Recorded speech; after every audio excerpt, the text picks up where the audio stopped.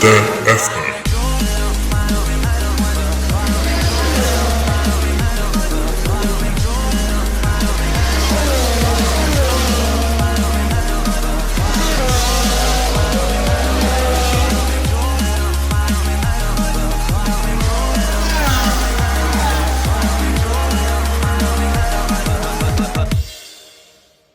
Bonjour tout le monde et bienvenue à la balado-diffusion du Bulletin F1. Mon nom est Abdoussal et bienvenue à ce 64e épisode. Cette semaine, on revient sur ce Grand Prix de Bahreïn qui a été mouvementé, si on peut le dire, et sur l'actualité qui a suivi cette course. Alors, sans plus tarder, mesdames et messieurs, démarrez vos moteurs. C'est un départ.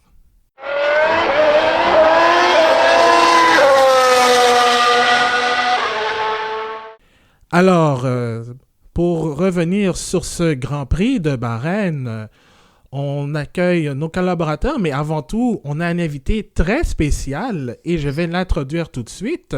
On accueille avec nous le journaliste de Radio-Canada Sport, M. Jean-François Chabot. Bonjour, M. Jean-François Chabot. Bonjour. Comment allez-vous? Ça va très bien, milieu de semaine. Le mercredi, on commence déjà à regarder ce qui s'en vient pour le week-end à venir en termes de sport. Oui. Mais c'est aussi l'occasion, comme vous allez le faire, de revenir sur ce qui s'est passé au cours de la dernière fin de semaine. Un week-end qu'on peut vraiment qualifié, excusez le jeu de mots, mais d'explosif. Oui. Effectivement. Littéral. C'était littéralement un, puis au sens figuré aussi. En plus de l'actualité qui a suivi ce Grand Prix. Monsieur Chabot, donc vous êtes journaliste à Radio-Canada Sport. Et ça fait combien de temps que vous aimez la course automobile? En fait, je ne suis pas le spécialiste de course automobile à Radio-Canada Sport. C'est mon collègue Philippe Crépeau qui s'occupe de ça habituellement. Mais Philippe est en ce moment en convalescence. Et donc, c'est moi qui ai dû, un peu comme ça, au pied levé, on le fait un peu à tour de rôle au sein de l'équipe pour assurer une couverture adéquate quand même de tout ce qui est la chose automobile. Et puis, donc, j'ai été appelé à suivre d'un peu plus près, si vous voulez, les 3-4 derniers Grands Prix pour voir un peu comment ça se passait. Puis, évidemment, on a tous été abasourdis par les images qu'on a vues du côté de Bahreïn en fin de semaine avec cette sortie ultra violente de M. Grosjean. On est tous, évidemment, soulagés qu'il s'en tire sans trop de séquelles. On a même pu le voir dans une vidéo depuis son lit d'hôpital hier. Alors, oui, c'est rassurant, mais il y a certainement des questions à se poser. Comme je vous dis, je ne suis pas l'expert, mais des questions à se poser sur comment ça se fait que sur certains circuits, comme celui de Bahreïn, on ait encore recours à des garde-fous métalliques comme ça, qui finalement ne semblent pas, à eux seuls en tout cas, faire le travail qu'ils sont supposés faire. Exactement, et j'en profite aussi pour souhaiter un prompt rétablissement à M. Crépeau qui se remet en paix de sa maladie, en fait. On va lui transmettre. Exactement, puis c'est un très bon journaliste en plus de ça. Alors, et justement, on va commencer justement par cet accident de Romain Grosjean, survenu lors du départ de la course, accrochage avec la AlphaTauri de Daniil Kvyat. Et vous avez vu les images, évidemment. Donc, on ne va pas parler de qui est à la faute parce que ce n'est pas nécessaire. Mais on va parler, en fait, justement de la sécurité concernant cela. Parce qu'on a vu Grosjean sortir de sa voiture après quoi? Une trentaine de secondes à peu près. Il s'en est tiré avec des blessures aux mains, aux chevilles. Il va manquer le Grand Prix de Sakhir qui aura lieu cette fin de semaine. Alors, ce qui s'est passé, en fait, c'est un énoncé, en fait, de des avancées technologiques en matière de sécurité. Les gens ont beaucoup critiqué le Halo, mais il y a bien d'autres choses aussi. Alors, je voudrais avoir votre opinion, en fait. Est-ce que M. Chabot a parlé justement des garde-fous métalliques qui, moi aussi, je suis d'accord, n'a peut-être plus sa place en Formule 1, mais même l'angle de ce garde-fou, en fait, parce que pour moi, c'est comme place au danger, comme on l'a vu. Alors, je voudrais avoir votre opinion sur la sécurité. Est-ce que c'est bien ce qu'elle est maintenant ou bien, évidemment, il y a toujours place à amélioration, mais est-ce que vous trouvez qu'on peut pousser encore plus pour rendre la Formule 1 bien plus sécuritaire que ce que ça l'est maintenant? Personnellement, je dirais que ce qu'on a vu en fin de semaine, c'est autant un drame parce qu'on a vu Grosjean qui a dû se sortir des flammes et tout ça, mais on a aussi vu toute l'efficacité des dernières mesures qui ont été mises, autant par le Halo que par les multiples mesures qui ont été prises pour que les voitures soient plus sécuritaires. Donc, c'est sûr qu'il y a toujours, comme tu l'as dit, il y a toujours place à amélioration, mais au moins, ce qu'on peut dire, c'est que le Halo fonctionne. Premièrement, il permet aux pilotes de se sortir plus rapidement de la voiture, qui est vraiment un avantage pour chacun des pilotes. Deuxièmement, on va se le dire, sans le Halo, probablement que Grosjean aurait perdu un membre assez important. Donc, je pense que tout ça fait en sorte que le futur de la Formule 1 peut maintenant être meilleur en raison, malheureusement, de cet accident, parce qu'on a décelé justement un petit problème à Bahreïn de ce côté-là, et probablement que la Formule 1 va pouvoir se pencher sur d'autres circuits qui sont peut-être pas adéquatement sécuritaires au maximum pour les pilotes. Donc, on dit souvent que chaque drame apporte son lot d'amélioration. Ben, je pense que dans ce cas-là, on peut en profiter. Le fait que Grosjean soit en santé, il y a quelques blessures, quelques brûlures au moins, mais je pense que pour le reste, on peut quand même profiter du fait que ça n'a pas été trop grave pour revoir un petit peu la sécurité malgré toutes les mesures qui ont été mises dans les dernières années. Excellent. Monsieur Chabot? Ben, j'aimerais entendre Jean-Sébastien d'abord, peut-être, sur le sujet avant de. Oui, alors on va passer à Jean-Sébastien. Ben, merci. Le lieu où s'est déroulé l'accident, c'est pas nécessairement un endroit accidentogène. Donc, à partir de là, il faut un peu choisir là où on veut mettre la protection. Parce que ces éléments de protection-là ont quand même un certain coût, soit pour le promoteur, soit pour l'organisateur de Grand Prix de façon générale. C'est une discussion qu'on peut revoir souvent. Est-ce qu'il faut toujours mettre des pneus partout? Est-ce qu'il faut mettre du Tech Pro partout? Parce qu'à un moment donné, ces éléments-là ont un certain coût. À l'endroit où il y a eu l'accident, il n'y a pas vraiment eu d'accident-là par le passé. Ça court un peu de malchance. Grosjean ayant percuté Kvyat, finit par rentrer dans un endroit, a fini par dévier un peu là, par la trajectoire, sinon il serait allé dans une autre direction. Est-ce que le résultat aurait été le même? Je n'en ai aucune idée. Donc à partir de là, c'est toujours un peu difficile d'évaluer. Lorsqu'on a vu pendant l'heure où il y a eu l'arrêt, on a vu qu'il y a eu un remplacement du Tech Pro, pas du Tech Pro, mais par les barrières de sécurité en métal par du béton, ce qui est pire. Parce que ça ne dégage pas l'énergie comme au moins pourrait faire, par exemple, de l'aluminium ou la clôture en fer forgé. Donc, à partir de là, il n'y avait pas vraiment de deuxième solution. Je suis même resté étonné qu'ils aient mis quelque chose là, parce que derrière, je pense qu'il y a un trou, en fait, ce qu'on a pu découvrir, mais au moins, ils ont mis quelque chose. Donc, c'est quand même assez particulier.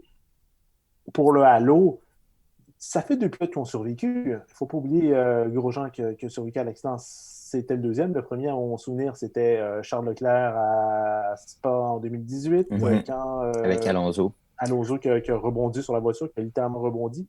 Depuis le début, on le sait, c'est du titane, c'est super résistant, ça fonctionne. Tous les tests que la FIA a fait pendant des années, le fameux test où le halo est tout seul sur le sol et on lui lance un pneu, on voit que ça résiste. Ça marche pour les gros morceaux, ça permet de défoncer des choses. Grosjean, en 2017, s'il y avait eu cet accident-là, il serait mort. Ouais. Donc, disons-le, cette chose-là protège, sauve des vies. Tant mieux que la Formule 2 l'ait, que la Formule 3 l'ait aussi, tant mieux aussi que la Formule ouverte l'ait, que l'IndyCar ait cette chose-là qui est l'arrêt au screen, tant mieux. Plusieurs s'ennuient de la Formule 1 des années 60-70 en disant que c'était beaucoup plus dangereux. Le problème, c'est qu'aujourd'hui, ce genre d'événement-là ne passe plus. D'un point de vue économique, c'est extrêmement périlleux. Donc, la sécurité prévaut surtout. Donc, tant mieux. Et qu'en fin de semaine prochaine, on voit peut-être un peu plus de Tech Pro à des endroits qui pourraient être potentiellement plus accidentogènes. Oui, exactement. Puis aussi préciser que pour le Grand Prix de Sakir, même si c'est sur une configuration différente, d'ailleurs j'ai vu les images, ils ont remplacé en fait le garde-fou par un autre en fait, parce que bon, évidemment on peut pas tout changer, mais je suppose que peut-être soit pour le Grand Prix de Bahreïn qui aura lieu en début de saison, bien même pour 2022. Peut-être qu'il y aura des changements. Puis beaucoup de gens parlent aussi de la barrière Safer qui est utilisée entre autres sur les circuits d'IndyCar, de NASCAR aussi, qui absorbe l'énergie. Alors peut-être que si la FIA veut accroître sa sécurité sur la protection de la piste, peut-être que la barrière Safer pourrait être une option. Donc on va passer, monsieur. Oui, vas-y, Anna-Maria.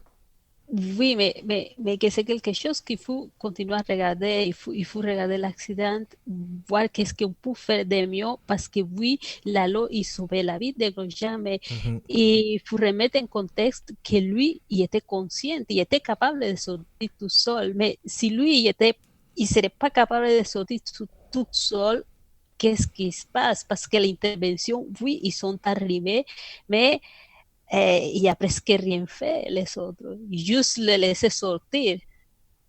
Et on oublie que dans la même course, après, Stroll était percuté, son auto était à l'envers. Oui. Mais lui, il y a eu la difficulté de sortir, il y a eu besoin de l'aide pour sortir de l'auto. Et c'est ça qu'on parle, chaque fois qu'on parle de la loi, oui, il peut sauver des vies, mais on peut améliorer les choses aussi, parce qu'on ne peut pas compter juste avec un seul élément. Maintenant, on dit, oui, il sauve des vies, c'est bien, non, mais il faut améliorer à chaque fois pour faire mieux, parce que c'est comme le coussin gonflable. Elle est là, il va me sauver la vie. Mais il faut une intervention pour me sortir de l'auto si je suis blessée, si je ne suis pas capable de sortir. Qu'est-ce qu'on fait? Les personnes, les marshals qui a finalement aidé, il est venu de l'autre côté de la piste pour celui qui a marché. Les autres qui étaient de l'autre côté des flux, il n'y avait rien. Il faisait rien. Ouais. Moi, ce que je retiens surtout, c'est que le miracle dans tout ça, et c'est ça qu'il faut vous retenir, parce que vous l'avez dit, ça a pris 28 secondes là, avant qu'on puisse voir Romain Grosjean sortir de là. Le miracle, c'est qu'il n'ait pas perdu connaissance. Oui, parce que le choc, j'ai lu quelque part que c'était comme 52 ou 53 G. 53 G à 53. Votre poids. Et le simple fait qu'il n'ait pas perdu connaissance, c'est qu'il a été capable de s'extraire, parce que s'il est inconscient, je regrette, on parle de Romain Grosjean au passé ce matin, ce soir. Oui, exactement. Il y a cet aspect-là. Et il y a quelque part aussi sûrement quelqu'un à la tête d'un comité d'homologation des circuits du côté de la FIA et de Formula One Racing qui doit faire brûler des lampions là, parce que il n'y a pas eu de mort. Et puis, il va avoir l'occasion de revoir chacun des aspects non seulement de ce circuit-là, mais de tous les circuits, parce que, oui, il y a des circuits de tradition comme Monaco, mais Monaco n'est plus du tout adapté aux voitures d'aujourd'hui. C'est ça. On pense que c'est seulement à haute vitesse qu'il peut y avoir des drames, mais Monaco, avec l'étroitesse du circuit, les côtes, les descentes à l'aveugle, etc., il pourrait y avoir un drame là aussi. Alors, il va y avoir du travail à faire côté sécurité, côté homologation de ce circuit-là. D'autant plus que là, cette année, ils tiennent 2 courses en l'espace de 2 semaines au même endroit. Mm-hmm. Exactement. Puis... Et en plus, à chaque fois, c'est que ça dépend, les circuits, l'homologation est comme différent. Disons qu'à Sakir, ils sont capables de tout couvrir côté assurance, de que la FIA, on dirait qu'il va plus mollo. Mais à Montréal, ils ont mis, c'est ce que je disais toujours, à Montréal, ils ont mis des pro partout, partout, partout, partout. Ils ont même les grosses pinous, la barrière de pinous, ils l'ont élevé. Ils ont bougé les fameux murs. Ouais. Ils ont tout refait pour que ça soit sécuritaire.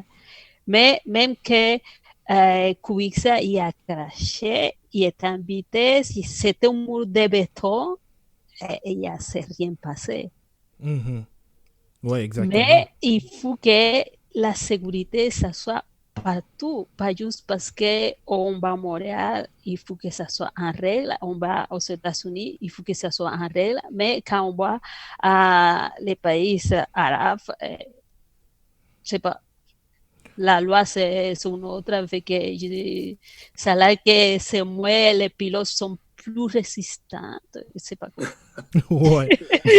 Ah, ça, Dieu merci pour des pilotes plus résistants comme Romain Grosjean. Donc, Ouais. lui, il a agi en héros en sortant des flammes. Puis aussi, c'est vrai, le circuit Gilles Villeneuve, pour avoir travaillé là, en fait, pendant des années, ils ont vraiment tout changé. Je me souviens, je pense, au virage 6 et 7, ils avaient, je pense, en l'espace de... Il y a 3 ans ou quelques, ils ont, justement, pour corroborer les dires d'Anna Maria, ils ont enlevé le garde-fou qui était présent pour mettre des barrières Tech Pro et un mur de béton en arrière pour absorber le choc. Donc, Oui. au Y moins... ça marche parce que Stroll, quand il est arrivé à T6, à Montréal, j'étais là, et c'était pro. Lui, il venait aussi vite que Grosjean, et ça rebondit sur le Tech Pro. Ouais. L'auto, il était pas trop maillé, et lui, il est sorti bien de la voiture. Je dis, pourquoi il n'y avait pas de Tech Pro? Pourquoi fait pas comme l'indica qu'il y a le mur de béton, il y a la guardarra, il y a quelque chose pour amortir les coups, mais... À Montréal, ils n'ont pas eu le choix, je pense, d'y aller avec le Tech Pro un peu partout parce que quand on y regarde de près, le circuit Villeneuve, il n'y a pas beaucoup de dégagement, contrairement à bien des circuits modernes où on voit dans les grandes courbes des grands espaces où les voitures peuvent se tirer d'affaire, les pilotes peuvent se tirer d'affaire. À Montréal, c'est très étroit, ça va très vite, et puis à part le secteur de l'Épingle et puis dans les virages Senna après le départ où il y a un peu de dégagement, ailleurs, on était un peu dans un entonnoir hein, avec des murets chaque côté et des clôtures et ça va, il n'y a pas beaucoup d'espace. Exactement. Le mur arrive vite. Hein. Le circuit Gilles Villeneuve, ça rappelle beaucoup le circuit de Détroit. Hein. Ah oui. Les murs arrivent très, très vite. C'est pour ça qu'un circuit comme, disons, celui qui nous offre le plus de dégagement, le Paul Ricard. Ou l'Australie. On peut aller loin. Ou l'Australie, on peut aller très, très loin. Alors qu'un circuit comme Montréal, le mur arrive tellement vite. Obligé d'avoir du Tech Pro, obligé d'avoir des pneus. Sakir, peut-être un peu moins. Ouais, exactement. Puis c'est ça. Puis en plus, je regardais en après-midi le Grand Prix de Bahreïn 2010 qui avait lieu sur une autre configuration.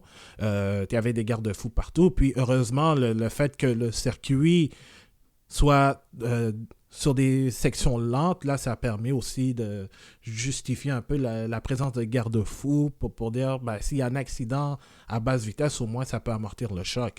Donc, au moins, je sais que dans le cas de dimanche dernier, il y a eu un problème, mais peut-être que, même si je ne suis pas un grand adepte de ces garde-fous, après ce qui s'est passé avec François Sévère et Helmut Koenig à Watkins Glen dans les années 70, là.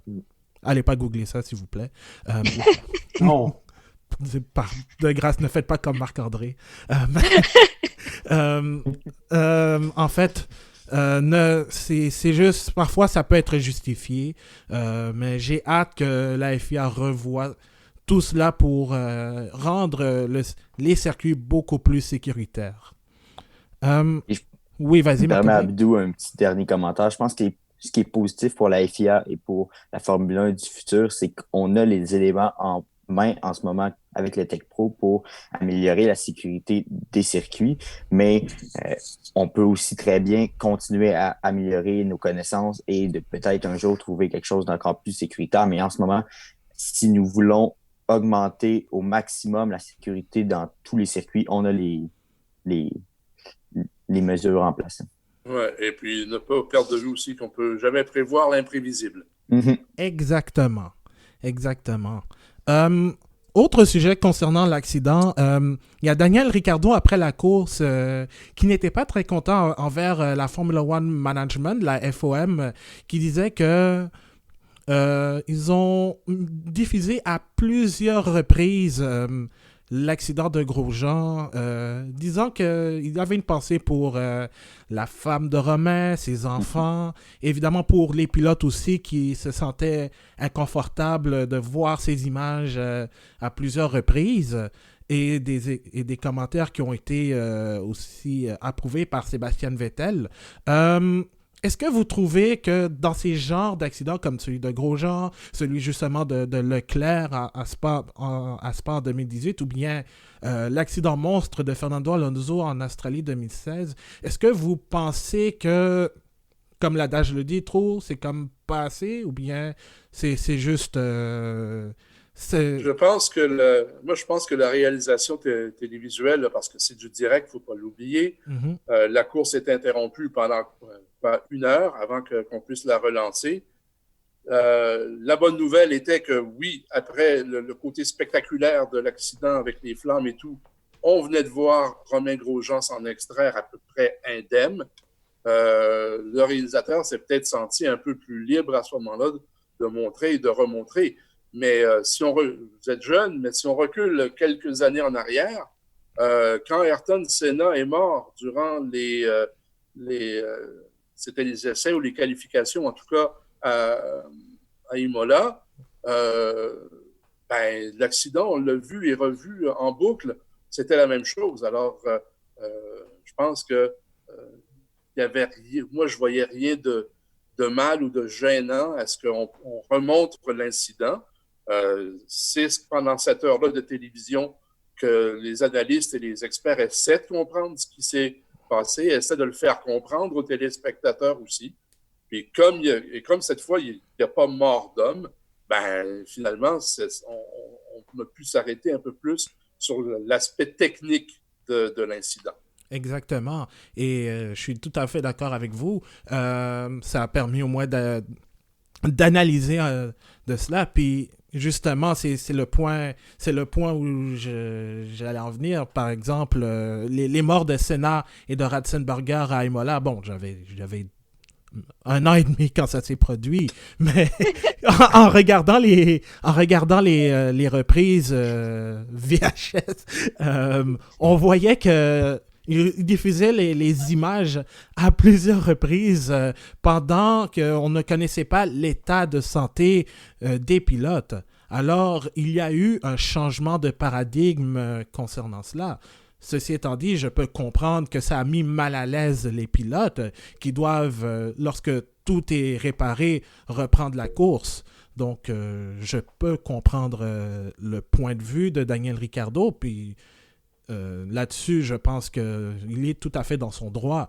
Et je comprends aussi la réalisation de la FOM de montrer ces images pour que les gens puissent comprendre ce qui s'est passé. Parce que ce qu'on a vu, ça relève du miracle que Romain Grosjean n'ait pas eu de graves blessures ou bien même ne soit pas mort, en fait. Alors... Et puis là, on parle de Formule 1, mais il y a eu des séquences dramatiques dans d'autres sports aussi. Oui. Au football américain, on a vu des joueurs voir avec des membres fracturés en cours de jeu. Et là aussi, on voit les reprises au ralenti, la jambe ou le bras qui casse sous le poids d'un adversaire. Au baseball, je me souviens de Moïse Salou des Expos de Montréal qui était en train de courir, essayait de prendre un élan pour aller vers le deuxième but et la jambe cédée. Ça aussi, c'est en direct. Ça aussi, on l'a vu. Ouais. On a même déjà vu à l'ouverture de saison des Expos il y a plusieurs années. C'était à Cincinnati. Le match commence, il y a 2-3 lancés, puis l'arbitre a fait une crise cardiaque. Il est mort là, sur le terrain. Oui. Et puis, c'était en direct. Alors, les aléas du direct sont ce qu'ils sont. Et puis, les athlètes, les pilotes automobiles savent dans quoi ils s'embarquent, quoi. Exact. Alors, au hockey, on a vu encore cet été, Brandon Gallagher se faire fracturer la mâchoire dans une chute contre les Flyers. Il avait la bouche ensanglantée. Ouais. Et combien de fois est-ce qu'on a revu la mise en échec sur tous les angles possibles? Et il n'y a personne chez les Canadiens qui est allé dire dans les médias après, ben ouais, mais on l'a montré un peu trop souvent. Ouais, exact. Puis, en fait, juste une petite parenthèse, en fait. Dans le podcast, j'ai souvent l'habitude de faire des plugs sur le soccer, sur la Premier League, étant un grand fan de Premier League. Donc... donc... Oh J'y crois pas. Malheureusement, il y a eu un joueur de soccer qui a eu une blessure au crâne, en fait, le dimanche même. Donc, je sais pas, j'ai pas regardé le match, mais je suppose que, justement, il y a eu ces reprises aussi. Donc, c'est ça, c'est le direct. Alors, il faut vivre avec. On ne sait pas ce qui se passe. On ne peut pas prédire... on ne peut pas prédire le futur d'une course, d'un match, d'un événement. Moi qui travaille dans le domaine du journalisme sportif depuis plus de 35 ans, j'ai envie de vous dire que j'espère que c'est pas demain qu'on verra un avertissement avant chaque diffusion d'un match ou d'un événement sportif en disant attention, les images qui vont suivre pourraient choquer certaines personnes. Bon, c'est du sport, il y a des risques. Il y en a en patinage de vitesse, il y en a en patinage artistique, il y en a dans tous les sports, tous les sports de haut niveau. Et puis bon, s'il y a des caméras qui sont là, c'est sûr que le réalisateur ne va pas se priver. Mais n'empêche, là, je vais faire quand même une opinion assez qui est quand même assez à contre-courant, je pense, par rapport à tous ici. Je suis d'accord avec Daniel Ricciardo, je pense qu'on l'a montré trop souvent. Et ça, c'est une forme habituelle qu'on voit dans les médias où on essaie de remonter l'image pour une raison évidente. Ça permet de pouvoir regarder, le téléspectateur actif, 2, de pouvoir en faire parler, et 3 aussi pour pouvoir faire jouer une ligne marketing assez directe. Dans le cas de la Formule 1, depuis quelques années, depuis que le Formula One Management est sous contrôle des Américains avec Liberty Media, il y a une réelle construction dans la sémiologie de l'image où on essaie de nous montrer que les pilotes de Formule 1 sont des espèces de héros, surnaturels. Et tout est fait en ligne de compte. L'habit, les postures qu'on nous fait pour les photos, pour les images à chaque Grand Prix, sur comment ils sont présentés les pilotes, le générique d'introduction, la musique dramatique hollywoodienne proche des films de super-héros. Et là, ici, on a l'accident de Grosjean qu'on nous remonte à plusieurs reprises pour nous montrer que pas quelqu'un d'inhabituel. Il a survécu à 53G, ça veut dire qu'il est quand même assez en forme, quand même, parce que moi, je ne suis pas sûr que je pourrais survivre à un accident de 53G. Donc, il y a toute cette construction qui est faite, qui rentre dans une idée marketing qui, moi, me déplaît énormément. Et le fait de revoir maintes et maintes fois l'accident, je trouvais qu'il y avait un certain mauvais goût, quand même, pour un Grosjean, 2, sa famille, 3, pour le téléspectateur, en disant qu'on n'a rien d'autre de mieux à vous montrer qu'un accident en attendant qu'on fasse une construction, où on aurait pu essayer de nous donner d'autres informations en attendant, alors que la meilleure chose qu'on nous avait à nous mettre sous la dent, c'était l'accident qu'on a vu et que, personnellement, j'ai pas nécessairement envie de revoir. Mon amoureuse qui regarderait le Grand Prix avec moi, qui n'est pas une grande fan de Formule 1, l'a vu en direct, a vu la reprise une fois, et ça suffisait pour elle. Et je ne pense pas que... moi, d'un point de vue purement journalistique, d'un point de vue de la nouvelle, le newsworthiness, pour reprendre un terme classique, à un moment donné, je ne vois plus l'intérêt. Je ne vois plus à quoi la reprise sert l'information ici. On l'a vu, soit, un peu comme des événements tragiques. Je ne vois pas vraiment l'intérêt et il y avait à un moment donné, je trouve, un léger problème éthique qui faisait que l'information n'était plus l'élément principal, mais davantage une dimension marketing. Sauf que retiens pas ton souffle trop longtemps, Jean-Sébastien, parce qu'à peu près toutes les télévisions de la planète ont maintenant ces images-là en archive. Je sais. Ouais. Évidemment. Et à intervalles réguliers, dans les prochaines années, on va revoir cet accident-là. Il y en a peut-être à qui ça va donner l'idée de produire des montages avec tous les accidents de Formule 1 des 30 dernières années. Je veux dire, Il y en a bon, déjà. Il y en a déjà, oui. Ah oui, Voilà. il y en a Il y a plein, et on les regarde, il y a beaucoup de monde qui est content. Regarde, il y a la reprise de tous les accidents qui se passent avec des brûlures, de l'essence qui prend des feux. Mais pour moi, je pense que si on n'a pas envie de regarder las images, on passe à autre chose, on ne regarde pas, c'est tout. Parce que pour moi, à chaque fois que je revois l'image, il y a un petit élément que je vois. Ah, ici, ça s'est passé ça peut changer ça. Mais moi, je vais la voir plutôt côté technique. Moi, j'ai besoin de regarder qu'est-ce qui s'est passé. Parce que quand ça coupait, il n'y avait rien. Ça, c'était pire pour moi. Pourquoi il ne montre rien? Ouais, mais le côté positif dans tout ça, c'est que pour toujours, au bout de 28 secondes, on va voir Romain Grosjean sortir de là indemne. Alors, ça sera la bonne nouvelle après les images dramatiques et spectaculaires. Oui, en plus, c'est lui-même. Il y a beaucoup de pilotes qui, dans des circonstances similaires, n'ont pas eu cette possibilité-là, cette chance-là. Et puis, on peut penser à un qui est très près de nous ici au Québec, Gilles Villeneuve, qui n'a eu qu'un seul accident majeur, disons-le, dans sa vie, puis il s'en est pas sorti. Ouais. Alors, peut-être que s'il y avait eu une voiture du type de celle que Grosjean pilotait dimanche, ben, il s'en serait sorti. Exact. C'est ça. Et en plus, maintenant, les mêmes romans, il poste les images lui-même dans son Instagram. Oui. Et ça va permettre aussi, pour revenir à ce qu'on disait du côté technique, de mieux, pour la FIA qui va analyser les images de l'accident, d'avoir une meilleure idée de ce qui s'est passé, de ce qu'ils peuvent améliorer. Alors, je comprends que, bon, du côté, pour certains, c'est inconfortable, mais en même temps, on n'a pas le choix. Mais là, en attendant, ça va prendre un remplaçant pour Grosjean en fin de semaine prochaine. Ouais. Oui, exactement. Et ce sera le 4e Fittipaldi qu'on va voir en Formule 1. Et je parle bien de Pietro Fittipaldi, qui est pilote de réserve chez Haas avec le Suisse Louis Delétraz. Pietro Fittipaldi donc, va faire ses débuts cette fin de semaine lors du Grand Prix de Sakir. Il va prendre le numéro 51.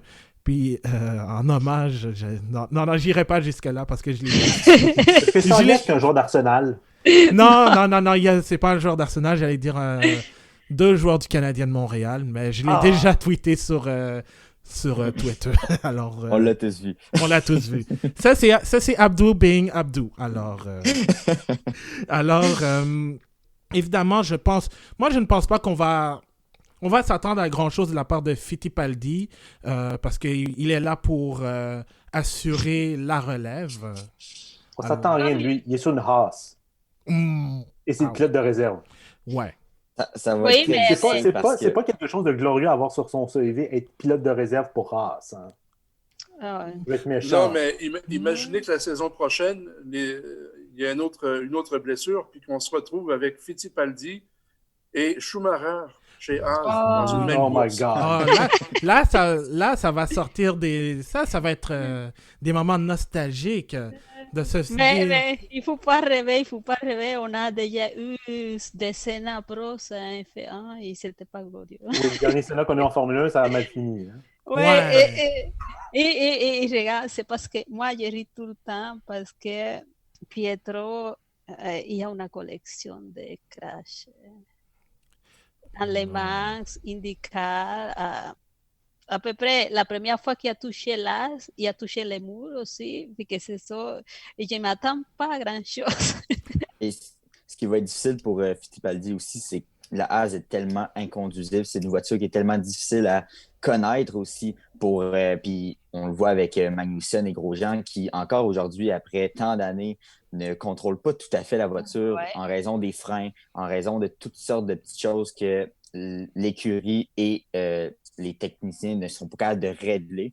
Donc moi, pour un jeune pilote, je lui souhaite bonne chance parce que honnêtement, de connaître tous les aspects de cette voiture-là, c'est très difficile et pour lui, ce sera un énorme défi.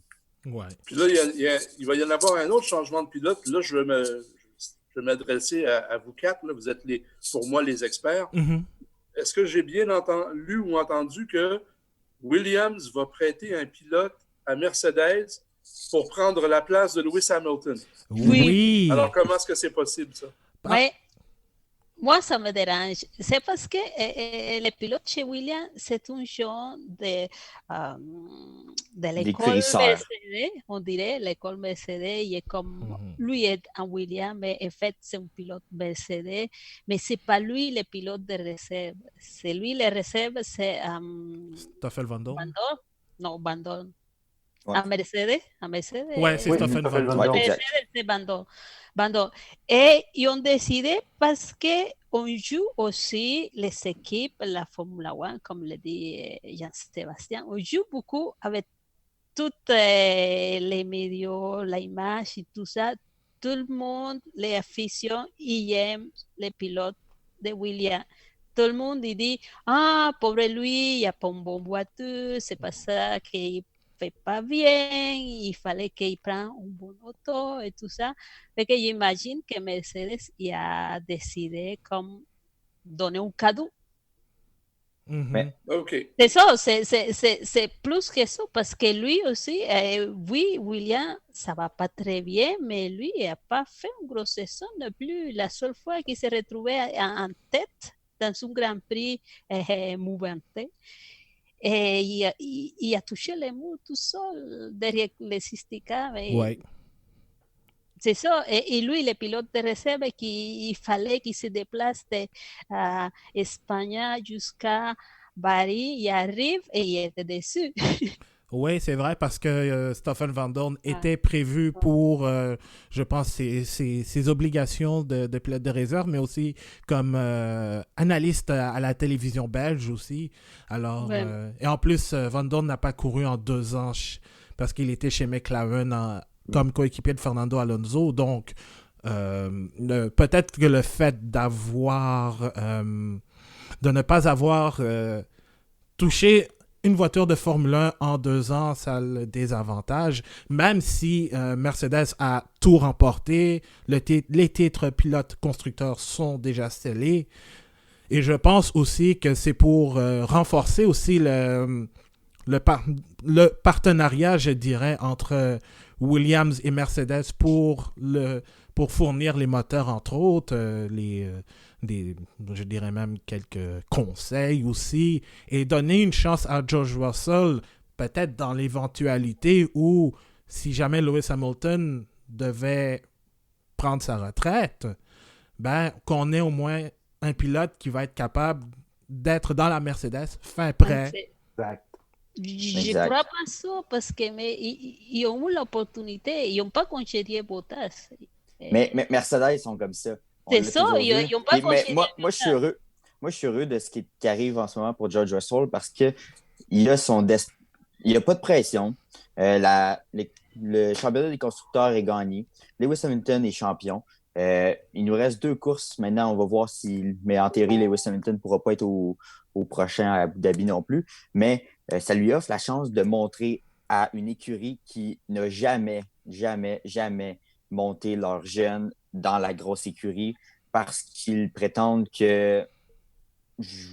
On a vu Red Bull à plusieurs reprises monter leurs jeunes comme Verstappen. À partir du moment où ils ont vu un certain talent, ils se sont dit, regarde, on va l'essayer dans la voiture. Même chose avec Leclerc qui a été rapidement promu chez Ferrari. Et Mercedes, année après année, on constate qu'ils ont un pilote très solide en Hamilton. Et moi, j'en profiterais. Je profiterais du fait qu'Hamilton peut un petit peu prendre les bourdes de ses possibles coéquipiers et quand même faire en sorte que la voiture puisse arriver et donner des points à Mercedes. Alors là, si l'an prochain, parce qu'on parle que peut-être Lewis penserait à sa retraite ou bien dans 2 ans, est-ce que George Russell va vraiment être prêt à prendre la pression qui vient avec le fait du départ d'Hamilton ou tout ça? Moi, j'avais un léger malaise quand Bottas a signé son contrat avec Mercedes parce que le futur, c'est George Russell présentement. Il n'y a personne d'autre qui peut potentiellement prendre cette place-là et de ne pas l'essayer et de ne même pas lui offrir la chance de possiblement arriver à avoir une Mercedes. Moi, j'étais déjà malaisé. Alors, de le voir la semaine prochaine avec cette voiture, moi, je suis quand même heureux de voir ça. Et j'ai hâte de voir justement si ces performances vont peut-être pouvoir faire changer d'idée Mercedes dans le sens des jeunes. Au final, il va falloir attendre l'année prochaine pour voir Hamilton atteindre le plateau des 100 pole positions parce qu'il était à 98. Il restait 2 Grands Prix se faire cette année. Ben non, comme on dit, il faut attendre la prochaine série pour voir le dénouement. C'est peut-être pas tout à fait par hasard qu'on nous apprend que Lewis Hamilton a soudainement la COVID-19. Exactement. Et pour reprendre un peu, justement, parlant de série, j'espère que au moins, on n'aura pas du genre, vous avez écouté, par exemple, le dernier épisode de Série Noire ou quelque chose du genre. Au moins, on n'aura pas ça en formule. Au moins, on n'aura pas ça en 2021 avec Lewis Hamilton. On sait qu'il va atteindre le numéro 8, on l'espère. Mais je pense que, justement, je crois que, personnellement, c'est vrai que Bottas, parfois, il est inconstant. Mais peut-être son temps. Moi, je ne pense pas. Selon moi. Je ne pense pas, parce que le truc, c'est que le Bottas... Mais je pense qu'il est très confortable. Mercedes est très confortable avec Bottas, c'est tout. Hamilton. Mais est-ce que le fait d'être confortable aujourd'hui va être positif dans le futur? Moi, j'y crois pas. Ben, moi, j'y crois. C'est pas avec le futur de Mercedes n'est pas avec Bottas et n'est pas non plus avec Hamilton. Donc, en ce moment, ils se retrouvent à un moment où, en 2022, ils vont peut-être changer de voiture, techniquement, la voiture, en plus d'un pilote. J'ai beaucoup de difficulté à voir Mercedes faire ça. C'est juste... Mais c'est comme dans les années 90-2000, hein. Mais, Ferrari se foutait éperdument qui était dans le deuxième siège. On veut juste avoir un deuxième pilote très moyen, très ordinaire, qui est juste là pour aller chercher les points nécessaires pour aller chercher le prix des constructeurs. Alors que le championnat des pilotes, il est tout le pilote numéro 1. Chez Mercedes, c'est exactement la même chose qu'on voit. On veut juste avoir quelqu'un qui est là, qui va faire son beau, qui va avoir un bon chèque annuel, qui va être très content d'être là, qui ne va pas nécessairement trop se plaindre. Tombe bien, Bottas n'a pas d'être un gueulard contrairement à d'autres. Puis après, on verra très bien qui va prendre le relais. Et n'oubliez pas quand même pour Mercedes, il y a toujours une chose que Mercedes fait chaque lundi. Toto Wolff nous l'avait dit il y a quelques années. Le lundi, après un Grand Prix, il y a toujours une réunion du département marketing parce qu'une équipe de Formule 1, c'est quand même une entreprise commerciale qui cherche à faire du profit comme n'importe quelle autre entreprise sportive et qui, lundi, essaie de déterminer est-ce que le résultat qu'on a eu ce week-end contribue à l'essor de la compagnie Mercedes? Oui ou non? Là, il se trouve que Hamilton n'est pas là en fin de semaine. Il faut mettre quelqu'un. Stoffel Van Dorn ne fera visiblement jamais le bon résultat attendu. Ils ont quelqu'un d'autre qui peut faire le résultat. Il s'appelle George Russell. C'est un pilote de la filière Mercedes. Il a l'air d'être extrêmement rapide. Il détruit ses coéquipiers, mais en même temps aussi les coéquipiers à Russell sont assez moyens, merci. Et donc, on va le mettre dans la voiture pour voir ce que ça va donner. Et lundi matin, à la réunion à Stuttgart, il risque d'avoir des résultats très satisfaisants. Et justement, parlant de celui qui va remplacer Russell chez Williams pour le Grand Prix de Sakir, ce sera le Britannique Jack Aitken, qui est présentement en cours en Formule 2 et qui est pilote de réserve chez Williams. Donc, je pense qu'il a obtenu la super licence, entre autres à cause de ses résultats en Formule 2, mais aussi parce qu'il a fait quelques tests, quelques essais du vendredi matin qui donnent droit à des points de super licence. Donc, ça va être une première expérience lors d'un Grand Prix pour lui. Je trouve que c'est un pilote correct. J'ai suivi son parcours de la GP3 jusqu'à la Formule 2. C'est un pilote correct. Comme Fittipaldi, je ne m'attends pas à grand-chose, mais Oui. ça va être tout, en fait. Il est en William, il a le droit. Ouais, peu importe qu'est-ce qu'il fait. Maintenant, il pourrait potentiellement faire mal paraître notre Canadien Nicolas Latifi. La seule chose qui peut arriver, c'est que Latifi paraît mal. Mais encore là, je ne pense pas parce que il reste que Latifi a un petit peu plus d'expérience dans cette voiture-là. En théorie, le résultat devrait faire en sorte qu'elle ait beaucoup de difficultés. Ouais. Alors, les amis, moi, à l'heure qu'il est, je vais devoir vous souhaiter une bonne fin de soirée parce que je dois commencer tôt demain matin. Mais je vais vous lancer peut-être sur une piste de discussion pour la suite de votre émission ou peut-être un autre podcast ultérieur. Mm-hmm. Il y a du côté de la Grande-Bretagne un Brexit annoncé. Et la question qu'il faudrait peut-être se poser, c'est, étant donné qu'il y a plusieurs écuries qui sont basées au Royaume-Uni, est-ce qu'on ne les verra pas déménager leur pénate parce que ça pourrait créer des problèmes d'import-export avec les douanes, avec ci, avec ça? Alors, peut-être que le portrait géographique de la Formule 1 et des écuries va être appelé à changer. Qu'en pensez-vous? Ah, c'est une très bonne question. Très bonne question, effectivement. C'est vrai que ils en avaient parlé au moment où ils allaient annoncer le Brexit. Il allait y avoir des problèmes, surtout avec les imports, mais aussi le personnel, parce qu'il y en a qui travaillent, par exemple, qui viennent d'Allemagne, d'Autriche, de France. C'est ça. Et là, il y a une date qui s'en vient, c'est le 1er janvier. Alors. Donc, voilà. Je pense qu'ils vont avoir beaucoup de discussions, les écuries. Alors, je vous laisse poursuivre la vôtre ici, puis je vous souhaite une bonne fin d'émission. Merci beaucoup, M. Chabot. Merci, Jean-François. C'était très apprécié. Merci encore pour la visite. Merci pour votre présence. J'espère que tu vas retourner. Oh oui, ça, je suis d'accord. Alors, c'était Jean-François Chabot, journaliste sportif à Radio-Canada. C'était de très, très bons points qu'il a amenés, en fait. Très belle discussion. Vraiment adoré. Alors, on a parlé de l'accident de Grosjean, on a parlé de Hamilton et de son remplaçant George Russell qui va être remplacé par Jack Aitken. Mais on a eu un Grand Prix quand même, malgré les circonstances de cette semaine folle. Le Grand Prix de Bahreïn qui a été remporté par Lewis Hamilton. Max Verstappen termine deuxième.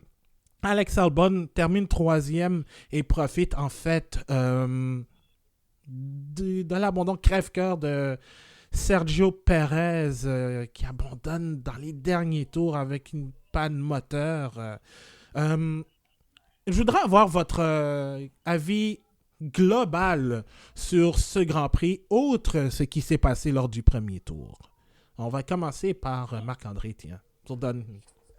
malgré tout ce qui s'est passé, je pense que ça a été quand même un Grand Prix intéressant, en prenant en compte aussi que celui de la semaine prochaine va être d'une platitude incroyable. Je ne m'attends pas à grand-chose pour le prochain, donc c'était un peu le bonheur de regarder ce Grand Prix à Bahreïn dans le circuit original. Mm-hmm. Mais je pense outre le fait qu'on aurait peut-être pu avoir un petit peu plus de bataille entre Verstappen et Hamilton, si n'était pas de la petite et rare erreur des mécanos Red Bull qui, ma foi, c'est la première fois depuis au moins 2 ans qu'on voit un arrêt aussi raté par les mécanos.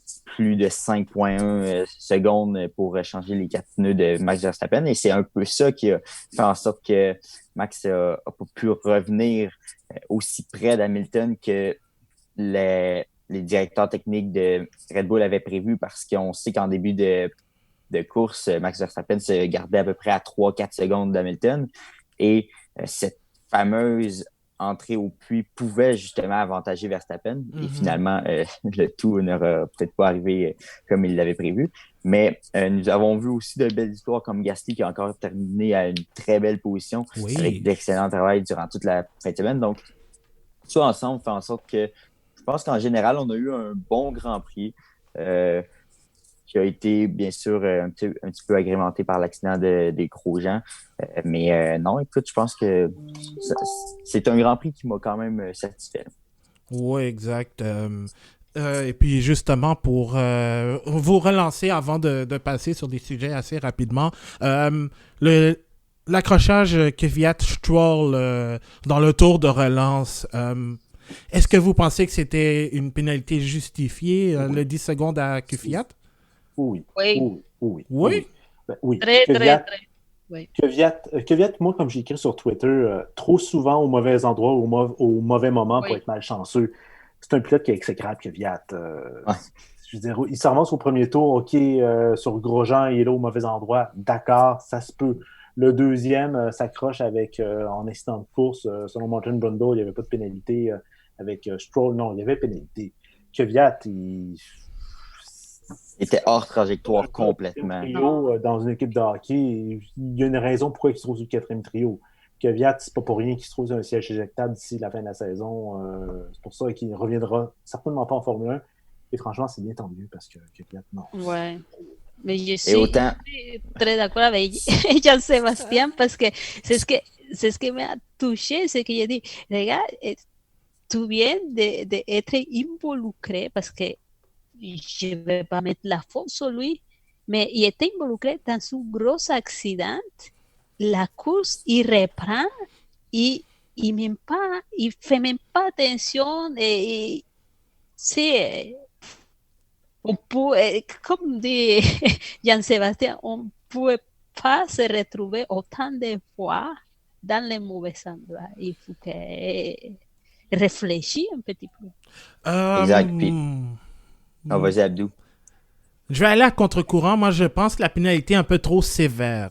Parce que, oui, que Fiat a une plus grosse responsabilité sur l'accrochage, mais je pense que Stroll a fermé un petit peu trop tôt la porte sur le Russe. Parce que je regardais les reprises caméra embarquée, puis je vois que Kvyat essaye de freiner. Par contre, il était un peu trop tard. Ça malheureusement, je pense que Kvyat est un peu responsable. Il a essayé de se décaler, certes, mais je pense que autant Stroll a fermé un peu trop la porte, autant que Kvyat a été un petit peu trop agressif. La question, c'est que Stroll n'a pas fermé la porte et juste continué sa trajectoire normale. Et oui. Ya, il était derrière. Fait que toi, c'est comme Leclerc. Leclerc aussi. Il a accroché presque 2 fois. La première fois, il a accroché Vettel. La deuxième fois, il presque accroché encore. Je dis non, mais c'est pas la première fois qu'il fait ça. Il a fait avec plusieurs pilotes, pas juste avec Vettel. Fait que quand il y a un pilote avec les comportements comme ça, il faut qu'il se réveille, la fille, il faut donner des punitions parce que c'est la seule façon qui change. Ouais. C'est vrai. Par contre, on en avait parlé en Amaria. Il y a un problème de constance. Et encore là, je pense que on a pénalisé Kvyat pour le résultat plutôt que le contexte. Si la voiture ne renverse pas, il n'y a pas de pénalité. Ouais. Je pense qu'on n'aurait pas donné de pénalité. Je pense que si la voiture part en tête à queue, pas de pénalité. Ouais. La voiture renverse, m'excuse, là, il faut pénaliser. C'est dangereux. Ouais, c'est vrai. Et c'était un petit peu trop. Ouais, c'était un petit peu trop. Toujours au mauvais endroit, au mauvais moment. Toujours l'élément de trop qui pousse la faute beaucoup trop loin. On dirait, on se souviendra de son accident qui a coûté son volant au Grand Prix de Russie chez Red Bull il y a quelques années. Kvyat, ils accumulent. Ouais, il les accumule. Par contre, je trouve maintenant, il est devenu un peu plus mature. C'est sûr que des incidents de course comme ce qui s'est passé, euh, On ne voit pas les mêmes qu'il y a. on voit pas le... Bon, d'accord. D'accord. D'accord. Ah, Marc-André, on ne t'a pas laissé parler. Ouais, c'est vrai. Ben, écoute, je pense que dans la situation où ce que Kvyat était vraiment hors trajectoire, et oui, Stroll a peut-être fermé, comme Abdul l'a dit, un petit peu trop tôt, mais ça reste que pour moi, Stroll avait acquis de droit. Là. C'était Ouais. sa position. Je vais faire peut-être un exemple et une comparaison peut-être un peu boiteuse, mais j'avais l'impression que ça, c'était un peu comme un CD passage sur l'autoroute. J'ai vraiment senti ça quand je l'ai vu parce que Kvyat est très à droite du virage. Stroll est comme dans sa trajectoire normale et il est vraiment venu lui rentrer dedans au milieu du virage alors que c'est pas un endroit habituellement très habituel. Excusez-moi pour le double habituel, mais c'était vraiment pas une position qui est normale pour un pilote habituellement dans ce style de virage-là. Donc, moi, je pense que c'était une pénalité de 10 secondes qui était méritée. Puis, en Ouais. plus de tout ça, ben, on connaît l'historique de Kvyat avec toutes ses erreurs où, justement, il est peut-être au mauvais endroit, mais à un moment donné, le hasard a peut-être ses limites. Ouais, exactement. Autre point que j'ai remarqué, est-ce qu'on va parler évidemment de Ferrari. Oh mon Dieu, que c'était une course difficile pour Ferrari. Retour à la Toute une- normale. Oui, exactement. Retour à la normale. Istanbul, c'était l'exception. Ouais, comme quoi, comme on dit, c'est devenu le carrosse est devenu une citrouille. Oui. Et Donc, c'était juste c'était un one night à Istanbul et on a revu la voiture comme elle était à son habituel. Fond de classement prévisible. Ça va être l'enfer la semaine prochaine. ça va être pire. Oh là là. Je n'ai pas hâte 2 de tours voir minimum. ça. Vettel va se faire prendre au moins 2 tours. Oh, t'es. En Par le fait, gagnant de la Puis course, ça, George Russell. oh! ça c'est la Ferrari. Ça, c'est la Ferrari Il parce était- qu'après ça, pauvre Az et pauvre Alfa Romeo, je prie pour ces pauvres pilotes qui vont devoir conduire cette voiture alors que les tours, d'après les experts, devraient se faire en quoi? 55 secondes? Ou en Ouais. qualif, ouais, autour de F la et minute notre encore. chat. J'espère que Kimi Raikkonen a beaucoup de crème glacée dans le frigidaire. Ouais, surtout que la On course va en est à avoir 20 besoin. heures. Surtout que la course est à Mais 20 heures. au moins, l'important pour Raikkonen, c'est de conduire. Donc, il va être heureux, il va pouvoir conduire, même s'il est hors course. 87 tours de folie. Et en plus, Anna Maria, on a vu que... Peut-être, je ne sais pas si ça a été diffusé dans en version live feed, par exemple sur RDS et tout. Mais moi, quand je regardais le Pit Lane Channel, là, le canal alternatif, j'ai vu Vettel faire le tête à queue direct. Parce que là, la voiture était inconduisible. Puis Leclerc, moi, je l'ai trouvé un peu trop agressif aussi. Ben, c'est ce qu'il faut, mais je l'ai trouvé surtout dans les deux départs assez agressif. Oh, Anna Maria. Ah, Oui. j'avais oublié. Bah, Non, et j'ai trouvé à Leclerc comme, oui, la voiture était conduisible, mais je pense qu'il était comme un peu déstabilisé à partir du moment que Carlos Sainz il fait son dépassement. Dès que Carlos Sainz a pris, il l'a dépassé, on dirait qu'il n'était plus là. Mais l'auto, il va pas très bien, mais lui aussi, je dirais qu'il s'était comme pas concentré. Tu sais, c'est son coéquipier qui s'en vient et tout. Y en paso.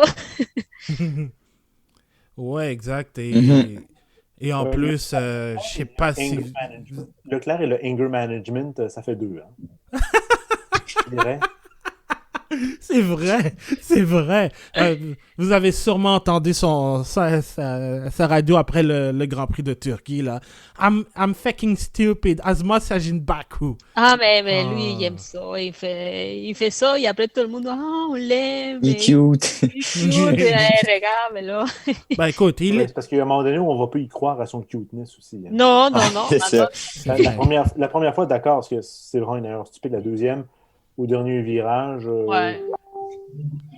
c'est un peu plus de la fatigue mentale dans ce cas-là. Ouais, c'est ça. Ou de l'inexpérience aussi, parce que Oui. il faisait face à des pilotes comme Perez et Vettel qui, sous la pluie, sont capables de faire des miracles. Alors, peut-être qu'à Sakiri, ce sera au tour de Leclerc de faire des miracles. Je ne pense pas, mais écoute. Il y a un monde alternatif à Doux, là.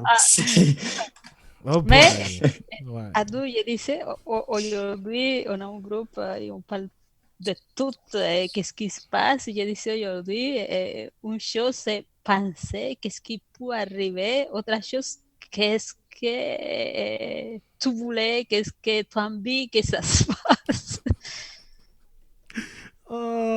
Exact. Ben, ça, c'est moi en vérité, en fait. J'ai jamais imaginé des scénarios. Toi, t'aimerais avoir 20 Charles Leclerc sur 20 Ferrari et voir ce qui peut arriver au bout du Grand Prix. Non, je vais avoir 10 Ferrari, 10 Charles Leclerc, 10 Vettel. Oh! Là, c'est trop. Et un Lewis Hamilton et un Lance Stroll. Ouais. Hamilton, plutôt, c'est l'excuse pour nommer Hamilton. Hey! Ben, Est-ce que tu vas aimer le prochain Grand Prix? Ben oui. Vas-tu l'écouter? Oui, c'est ça ma question. C'est un Grand Prix unique, obligé de l'écouter. Ben oui. Ouais. C'est un Grand Prix qui a lieu sur l'heure du dîner ici au Québec, alors... Mais oui, mais Hamilton, il n'est pas là. Je sais. Ça me dérange pas. Parce que c'est juste parce que dans le dernier podcast, ils ont essayé de me faire avouer que j'aimais Lewis Hamilton. Ce qui est vrai, mais j'aime aussi les... C'était dur, mais il ne voulait pas avouer. Ben, j'aime tous les pilotes, et ça, c'est vrai. Et parlant de pilotes que j'aime, Carlos Sainz, McLaren, qui a animé ce spectacle nocturne au Bahreïn avec Norris 4e et Sainz 5e. Sainz qui partait de loin après un problème mécanique durant la Q2 et Norris qui aurait pu faire mieux lors de la qualif, mais en course, ça a été exceptionnel, vous ne trouvez pas? Oui, j'aimais beaucoup Sainz parce que qu'est-ce qui m'a touché, c'est que quand il s'arrêtait la course, après l'accident, lui était juste dans son coin, assis, tout seul, tenait la tête et tout, et il regardait même pas les images comme les autres pilotes, il parlait avec personne, et je pensais qu'il était un peu déstabilisé, peut-être. Mais quand la course a recommencé, on dirait qu'il était, c'est le contraire de Kvyat. Il était très concentré. Ouais. Jean-Sébastien, il rit tout seul. C'est de Kvyat, oui, c'est exact. Oui, parce que Saïd, on dirait qu'il était très centré, il fait attention, il fait bien, il n'a pas commis d'erreur, mais en même temps, il observait tout parce que quand il y a eu l'accident de Kvyat avec Stroll, lui, ils ont passé la radio, lui, c'est le premier qui a dit, est-ce que Stroll va bien? Est-ce que tout va bien? Et lui, on dirait que oui, il était dans sa boule, en même temps, il fait attention de tout, mais il n'a pas commis d'erreur après. C'est qu'il il a fait une très belle course et c'est ça qui m'a dérangé de qu'il vient dire, regarde, est-ce qu'il y a des pilotes qui viennent d'avoir un gros accident et après, on dirait qu'ils n'ont pas conscience. Sainz, c'est pour ça que ça va chez Ferrari. Sainz, pilote clairement aime pouvoir diriger des choses, pouvoir prendre des décisions. Oui. C'est un pilote directeur d'équipe comme Ferrari a toujours aimé avoir. Visiblement, ils veulent avoir un leader à la place. Ils veulent un pilote leader, un pilote qui est capable de prendre des décisions pendant qu'il conduit, même quand il est hors piste, qui veut avoir l'information. C'est idéal pour ça. Mais quand même, pour revenir à la course des McLaren, cette bataille pour la 3e place au championnat est complètement folle. Oh mon Dieu! Dans 2 semaines, Renault pourrait très bien finir 3e.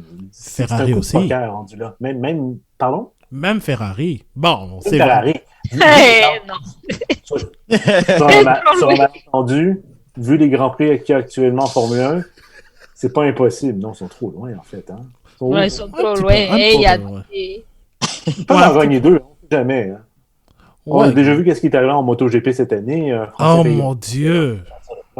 Mais n'empêche. Ce qui arrive avec Ferrari, c'est peut-être un peu comme on voit en début de saison pendant les essais hivernaux. Ils ne veulent pas montrer leur jeu. Ils vont nous le montrer à la fin de la saison. Oui. À la fin, au dernier Grand Prix, il y a comme un étudiant qui n'a pas fait sa session. Là, puis il dit au dernier examen qui compte pour 40, je vais quand même passer le cours, même si j'ai absolument rien remis.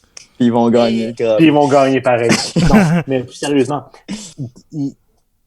au dernier Grand Prix, sérieusement, l'équipe qui va juste finir 3e ou 4e du Grand Prix, il risque très bien de pouvoir finir 3e au championnat du monde des constructeurs tellement que c'est serré. Il y a tellement de trucs qui peuvent arriver. Le prochain Grand Prix, franchement, ça peut être la boule de quai. N'importe quoi peut sortir de là.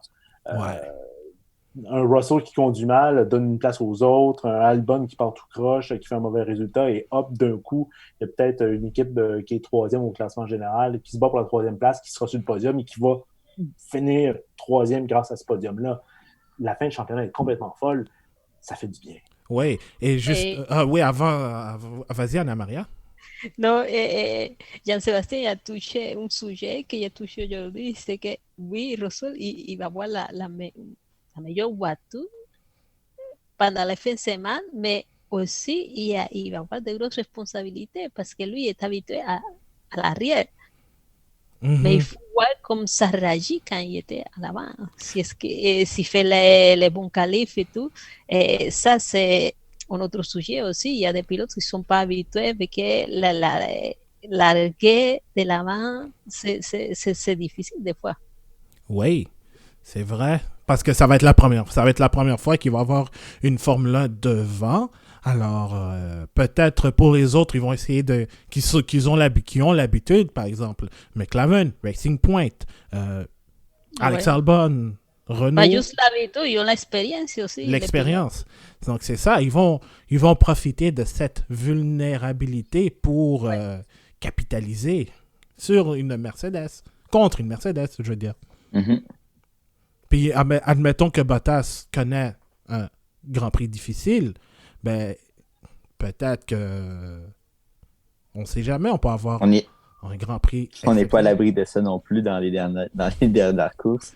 Je pense que à la fin, ça va dépendre de plusieurs petits aspects. Le résultat va dépendre vraiment de plusieurs petits aspects. Mais j'ai l'impression que Russell va réussir à peut-être avoir cette chance du débutant. Parce que c'est un gars qui a la course automobile dans ses gènes. Moi, je le mets dans la même catégorie de genre de pilote de Verstappen et Leclerc, qui sont des pilotes qui ont ça dans le sang. Tu ressens qu'ils peuvent faire des miracles avec une voiture complètement qui ne peut même pas leur offrir justement ce niveau de performance. Et on le voit avec Russell qui réussit à atteindre Q2 à de nombreuses reprises et qui largue son coéquipier là, à plus de 3-4 secondes à chaque qualification. Donc, est-ce qu'il va être vulnérable? Oui. Mais est-ce qu'il va pouvoir répondre à cette vulnérabilité? Moi, j'ai l'impression que oui. Et ça va être intéressant de suivre cette fin de semaine justement à cause de ça. Ah oui, ça, c'est à suivre. Et oui, j'ai hâte de voir parce que ça va être tout un... Ben, c'est ça qui va être intéressant de ce Grand Prix de Sakir sur ce... C'est pas un ovale en passant, les amis. For fuck's sake. Le périmètre. On pourrait dire c'est une forme concave. Voilà. Un ovale avec 2 oreilles. Ah, mais c'est ça là d'un circuit de Formule 1. Ouais, exact. Carrément, ça pourrait carrément accueillir un circuit une course de Formule E. Oui, en plus, c'est combien? 84 ou 87 tours pour un circuit de 3,5 km. C'est ça. Ouais. Donc, il y a un circuit oui. Une petite question, pourquoi il n'y a pas 3 zones de DRS? Oh, ça serait un peu... Il y avait la capacité d'en avoir 3 quand même. Ben, Tant qu'à rendre le circuit et rendre le Grand Prix le plus spectaculaire possible, déjà, on est sur cette espèce de pourtour de circuit. Là. Enfin, oh merde, c'était dégueulasse ça, de ce que je viens de dire. Sur le circuit extérieur. Donc, pour pas faire une mauvaise référence à la soirée est encore jeune de l'année passée. Oh mon Dieu, franchement, Jean-Sébastien. Ouais. Et donc, on est sur le layout du circuit, sur la partie extérieure. On a pu mettre 3 zones de DRS. C'est déjà assez dingue comme idée, aussi bien le pousser au maximum, non? Ouais, mais... Ils ont peur d'aller trop vite. Moi, je pense qu'ils ont peur que ce soit trop facile. Ouais, mais bon. C'est un show, là. C'est un show pour les fans quand même là, qu'on nous donne un peu. Là. C'est une espèce de nanan de voir à quoi ça peut ressembler. C'est un petit circuit rapide. Mm-hmm. Tant qu'à faire, hein? Tant qu'à faire. Je veux dire, cette saison était déjà assez bizarre. Ouais.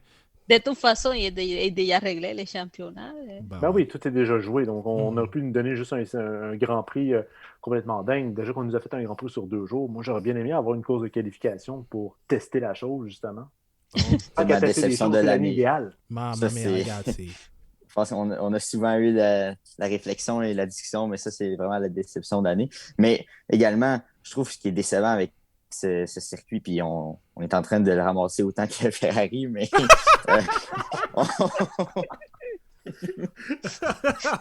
je ne vois... Wow, ça, c'est vraiment pas l'intérêt. Comment? C'est une citation de l'année, ça. Ça, c'est une citation de l'année. Oui. Quand on pense qu'il n'y a plus de bitcherie à faire, il y en a encore. Ouais. Au moins, le dernier championnat de Ferrari ne date pas de 83, 93, c'est ça. Ouais, mais ça fait quand même 13 ans. Là. Ouais. Oui, mais... C'est loin. Non, parce que des fois, il fait la comparaison. C'est pas parce que le pilote est encore en Formule 1 que c'est récent, que c'est vieux. Hein? Oui, et des fois, il fait la blague parce que je dis Ferrari, c'est comme les Canadiens. Oh, God. Oui, ça va Beaucoup d'histoires, mais peu de résultats depuis quelques années. Mais au moins, ils ont gagné les derniers championnats, ça fait moins longtemps. Beaucoup de blabla, plus de résultats. Ouais, c'est vrai. Ah, ça pourrait être peur, vous pourrez faire la comparaison avec les Maple Leafs. Oui, oh. Ça fait un compliment, ça, 1968. Marc-André, t'allais dire. Oui, c'est ça. Je finis mon point sur ce magnifique circuit de Sakir. Moi, je trouve que ce qui est vraiment décevant, c'est que justement, ils veulent aller vers le spectacle. Mais pour moi, oui, la Formule 1, c'est la compétition probablement la plus rapide, mais depuis des années, ce que les gens reprochent à la Formule 1, c'est des dépassements, de ne pas avoir assez de dépassements. Et là, ils vont à l'encontre de tout ce que les fans ou les gens qui ne suivent plus la Formule 1 en raison de ça. Moi, je vais vous donner un exemple. Mon papa ne suit plus la Formule 1 depuis quelques années. Il vient au Grand Prix du Canada avec moi. Il m'accompagne quelquefois. Qu'il aime encore un peu ça, mais il ne trouve plus l'intérêt qu'il avait dans les années 2000 ou même un petit peu avant où les dépassements étaient le rôle central de la Formule 1. Moi, je n'ai pas connu cette époque, donc je ne peux pas comparer. C'est pour ça que j'aime autant le sport comme il est aujourd'hui. Mais moi, je trouve ça décevant qu'on y aille avec un show de vitesse. Mais pour moi, la Formule 1, c'est plus que ça. C'est une compétition qui nous permet de voir les voitures dans des situations un petit peu vulnérables qui sont les dépassements et tout ça. Je ne m'intéresse pas à la NASCAR parce que je trouve que ça tourne en rond. J'ai l'impression vraiment qu'on va avoir une fin de semaine un peu comme ça.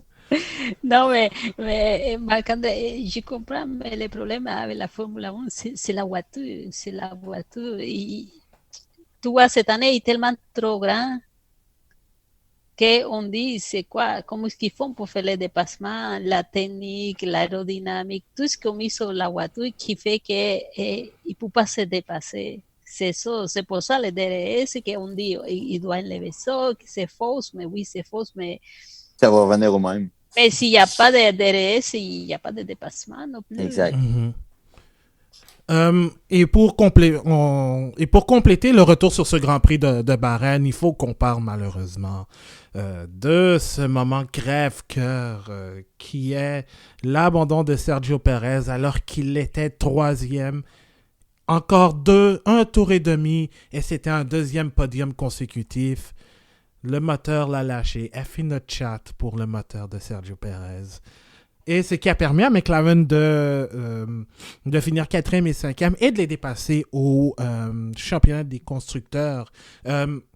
Juste comme ça, est-ce que, très rapidement, avant qu'on parle de la conférence de presse, est-ce que vous pensez que Racing Point va finir 3e d'ici 2 semaines? Très rapidement. C'est possible. C'est possible. Grand Prix avec Difficile, mais ça pourrait. Ouais. Marc-André? C'est une possibilité. Je pense que ça va dépendre justement de plusieurs choses, mais en fin de compte, je crois que le résultat pour la 3e place, ça va être beaucoup de la chance. Je pense que Jean-Sébastien l'a un peu mentionné tantôt, mais il y a tellement de choses qui peuvent changer durant les deux derniers Grands Prix que ça nous fait vraiment un résultat qui est très, très, très improbable et difficile à prédire. Donc, oui, ça se pourrait. Tout comme il pourrait se retrouver 4e et même 5e. Donc, à voir. Et il y a une petite note sur l'abandon de Pérez. Et ça aussi, c'est la faute de la nouvelle réglementation qu'on ne peut pas changer la configuration des moteurs après la qualif. Et que si une équipe y mettait un petit peu plus pour sortir plus en avant, pour faire de meilleures qualifications, après, il ne peut pas changer la configuration, qu'est-ce qui fait que les moteurs est plus demandé. C'est ça aussi, Pérez, il ne peut rien faire parce que s'il y a dans une configuration, avant, il pouvait changer, mettre les modes économiques et faire des choses, mais maintenant, après qu'ils ont mis la réglementation, en théorie, pour freiner un petit peu Mercedes, ça change rien pour Mercedes, mais ça change pour les autres équipes. Ouais, exactement. Et c'est dommage parce que Perez faisait une superbe course, une belle gestion. Mais ce qui a retenu notre attention à nous, c'est sa conférence de presse le lendemain du Grand Prix. Et évidemment, c'était une conférence qui était diffusée sur YouTube avec quelques journalistes présents. Et il y a une certaine Anna Maria qui a assisté à cette conférence de presse assez particulière. Donc, Anna Maria, qu'est-ce que tu as retenu de cette réunion avec les journalistes? Ouais, en réalité, on était un peu déçus parce que, en plus, qu'il arrivait à peu près plus qu'une demi-heure plus tard, qu'on était branchés depuis longtemps et lui, il n'arrive pas, il se faisait attendre. Et la conférence, c'était juste répondre des questions, il n'a rien dit, il a passé pour tous les chemins pour pas dire qu'est-ce qu'il fait les prochaines années. Et il s'est concentré dans son année sabbatique et tout. Mais oui, on voyait que c'était plus un côté marketing et tout. C'était côté marketing parce que il y était rien de nouveau qui sortit, juste ça. Et puis tu parles d'année sabbatique, mais apparemment les rumeurs qui sont sorties, c'est que Perez aurait déjà 2021 prévu.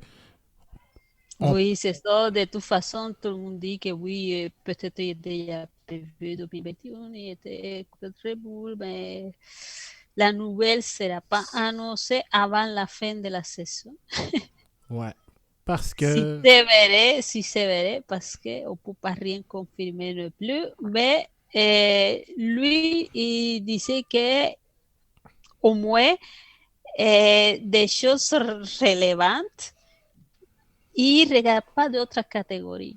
C'est ça, parce que maintenant, Magnussen, il est déjà allé à comment ça s'appelle, à IMSA. Ouais. Et Grosjean, il pense pour l'indicar, et tous les pilotes qui sont à peu près sortis, ils pensent autre chose, mais on dirait que Pérez, il juste dit année sabbatique, je vais penser, mais qu'est-ce qu'on pense qu'il y a tout déjà attaché, et c'est pour ça que il vise pas de autre catégorie, c'est tout.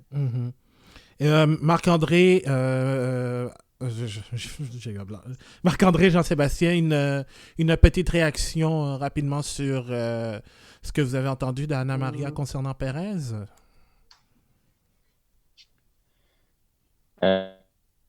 Moi, de plus en plus, on commence à voir peut-être le moment où Perez serait officialisé avec Red Bull. Et ça, pour moi, ça ne me rentre pas dans la tête. Je pense que le meilleur pilote encore disponible est Perez.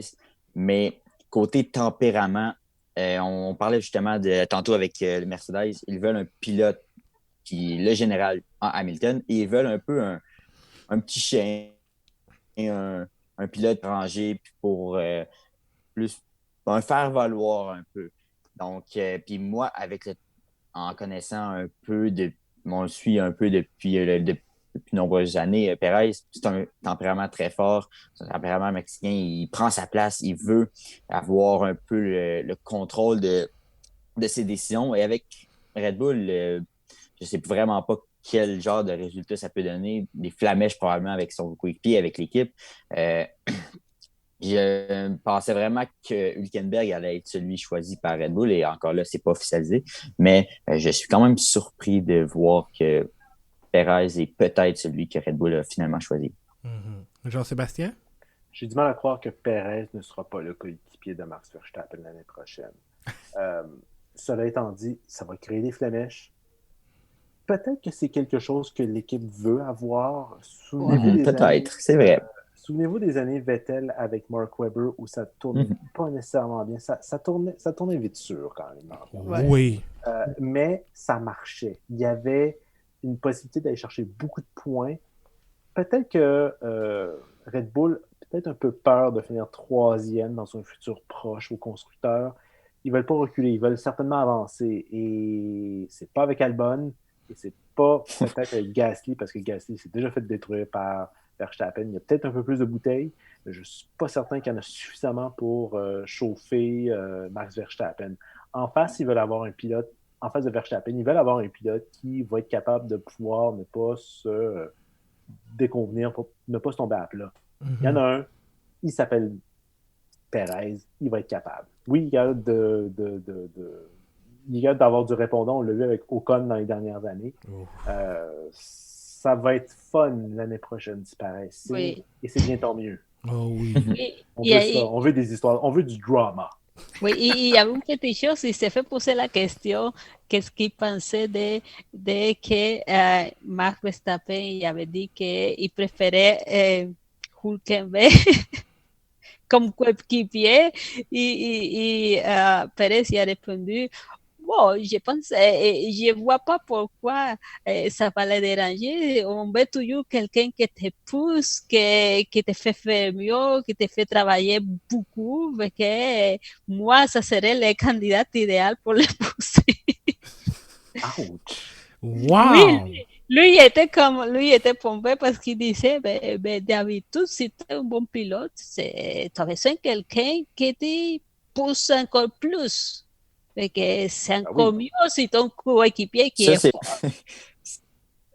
Ça veut dire que si s'en va à Red Bull, il ne va pas faire le bon. Hein?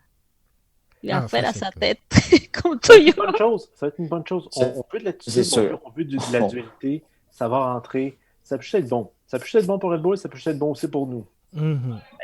Exactement. Et parlant de mouvement d'écurie... Marc-André, non. Oups. Mais je commence...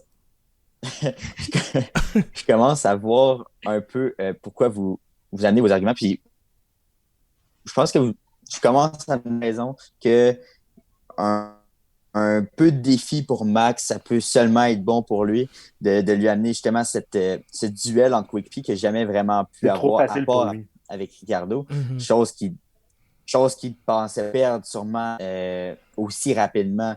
Alors, non, je pense que avec vos arguments, je commence à me dire que c'est peut-être une bonne idée. Puis encore là, c'est l'avenir qui va nous le dire. Mais Perez, s'il vient, ça va être pour 1, 2, 3 saisons peut-être. Donc, c'est quelque chose qui est important pour Red Bull aussi de se trouver un coéquipier pour Max qui va être en mesure de lui donner une certaine...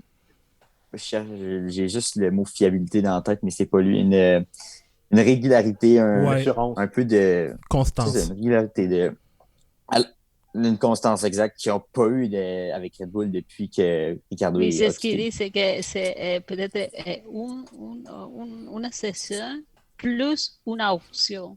Ouais. Mm-hmm. Après, il prendra sans doute sa retraite. Hein? Je pense que Perez a un enfant, il a peut-être envie de vivre la belle vie. On sait qu'il est très bien au Mexique, donc il nous fera sans doute un petit 2 saisons, puis après, il va partir. Oui, il y a 12 enfants. Et lui a dit que, parce que aussi il y avait la question, est-ce qu'habiter en Europe, ça te dérange? Parce que Red Bull, il peut imposer ça aussi. Il dit, non, ça ne me dérange pas, j'habite déjà à Monaco. C'est vrai. C'est vrai, il a une résidence à Monaco. Donc, comme la plupart des pilotes, alors, ce serait utile. Donc, c'est ce qui complète, en fait, le résumé du Grand Prix de Bahreïn. Évidemment, Lewis Hamilton a remporté le Grand Prix, mais vous ne le verrez pas, comme on l'a mentionné un peu plus tôt dans le podcast. On va le voir pareil. Ils vont nous faire quelque chose, on va finir par le voir. C'est ça. On va quand même avoir un moyen de voir Lewis Hamilton, même s'il ne sera pas en piste puisqu'il est en quarantaine ayant été testé positif. Mais, juste pour vous dire aussi que, à la surprise générale, fin du sarcasme, Nikita Mazepin et Mick Schumacher ont été annoncés comme pilotes pour Haas en 2021. On parle de contrats de plusieurs saisons, entre autres pour Mazepin. Et on verra Mick Schumacher au volant d'une Haas lors de la séance d'essai libre numéro 1 du Grand Prix d'Abu Dhabi et même pendant les essais pour les jeunes, entre guillemets, mettant en vedette Fernando Alonso, Robert Kubica et Sébastien Buemi. Alors, c'est ce qui complète l'épisode numéro 64 du Bulletin F1. Tout d'abord, on voudrait remercier Jean-François Chabot, journaliste à Radio-Canada Sport, qui a été présent pendant la première heure. Alors, si vous voulez suivre ces textes, aussi ceux des autres journalistes qui le font, c'est du très très bon contenu. Vous pouvez aller sur ici.radio-canada.ca/sport et évidemment suivre les comptes Facebook, Twitter et Instagram de Radio-Canada Sport. Marc-André, Anna-Maria, Jean-Sébastien, un grand merci d'avoir été là. Plaisir. Exact. On se retrouve la semaine prochaine. Ça me fait plaisir. Et on se retrouve la semaine prochaine. Vous pouvez écouter l'épisode du Bulletin F1 sur notre site bulletinf1.com avec cette fois-ci pas un mais 2 textes d'opinion, des billets d'humeur. Celui sur la sécurité en Formule 1 que je suis en train de compléter et celui de la W Series que j'étais supposé compléter, mais évidemment, école oblige. Là, j'ai le temps. Et évidemment, vous pouvez écouter les épisodes sur Spotify, Apple Podcasts, Google Podcasts et autres plateformes de podcasts préférées. Alors, mon nom est Abdou Sall. On continue toujours de rouler avec le Bulletin F1 et on se retrouve la semaine prochaine pour revenir sur le Grand Prix de Sakhir sur un circuit qui n'est pas ovale. Bonne soirée tout le monde.